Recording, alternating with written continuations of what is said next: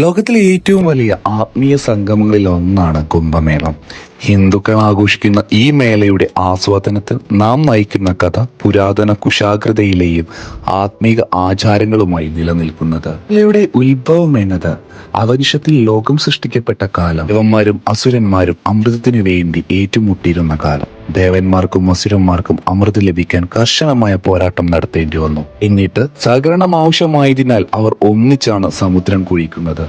ഈ ചലനം സമുദ്രമഥനം എന്ന പേരിലാണ് അറിയപ്പെട്ടത്. സമുദ്രത്തെ കുഴിക്കാൻ അവർ മന്ദരപർവ്വതത്തെയും വാസുകി സർപ്പത്തെയും ഉപകരണമാക്കി. സമുദ്രത്തിൽ നിന്നും പല വസ്തുക്കൾ ലഭിച്ചു. എന്നാൽ ഏറ്റവും പ്രധാനപ്പെട്ടത് അമൃതാണ്. അമൃതിനു വേണ്ടി ഇവർക്കിടയിൽ വലിയൊരു പോരാട്ടം ഉണ്ടായി.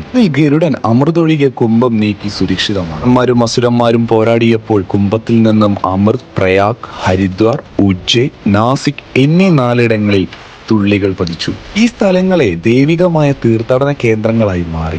അർദ്ധകുംഭമേളം 6 വർഷത്തിലൊരിക്കലും, കുംഭമേളം 12 വർഷത്തിലൊരിക്കലും, 12ാമത്തെ പൂർണ്ണ കുംഭമേളയെ മഹാകുംഭമേളം എന്നും വിളിക്കുന്നു. 44 വർഷത്തിലൊരിക്കലാണ് ഇത് നടക്കുന്നത്.